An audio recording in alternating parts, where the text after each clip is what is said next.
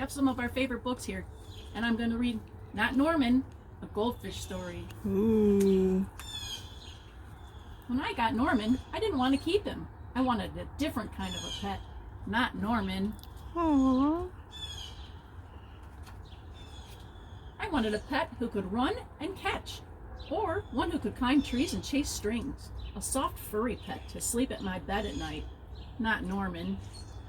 All Norman does is swim around and around and around and around and around. This is it, Norman, I decide. I'm trading you for a good pet. Norman doesn't move. Not even a fin twitches. When I drop Norman into his nice clean bowl, he starts dipping and flipping and flapping his fins all around. He looks so comfy I have to laugh. Don't think that just because you made me laugh, I'm going to keep you, I tell him. Tomorrow you're out of here. Oh no. Norman blows a stream of bubbles. The next day I take Norman to school with me. If I talk him up real good during show and tell, maybe someone will want him. On the way there, I see my friend Austin. Austin has a real cool dog and 7 puppies. Want to swap one of your pups for Norman, I ask? Who's Norman, asked Austin. My goldfish, I say. By the time I rescue Norman, half of his water is gone. Those puppies just drank his water.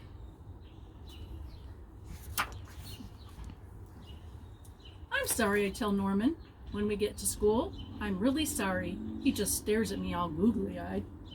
Finally, it's my turn for show and tell. Just as I start to talk about my goldfish, Emily shouts, Jenny's gone! Who let my snake loose? Oh no. I wouldn't want a snake loose in our classroom. Neither would I. Does anyone hear the story of how I got Norman? Does anyone even ask to hold his bowl? No, they're all jumping and screaming and chasing the snake. Not Norman. He's looking right at me. Thanks for listening, I tell him. That afternoon, we go to music lesson. As soon as it's over, I'm taking Norman back to the pet store. I take out my tuba and begin to play. Boom, boom, bam, bam, boom, boom, bee. I glance over at Norman. He's swaying back and forth. Glue, glue, glue, he mouths. Look, Norman's singing, I say. Pay attention, snaps Maestro, and try to play the proper notes.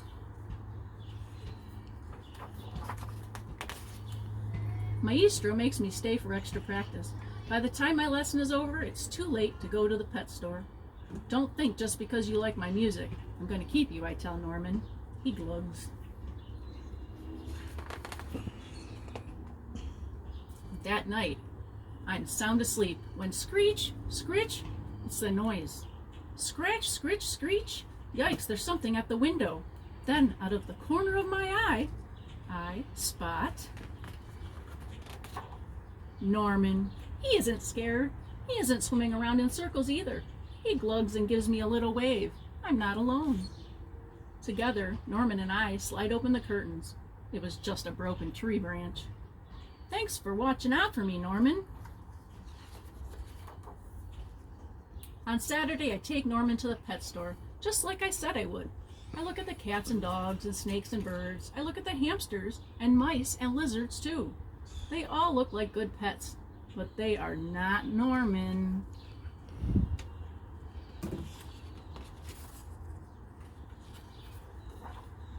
When I got Norman, I wasn't sure I wanted to keep him. But now, even if I could pick any pet in the whole world, I wouldn't trade him. Not Norman.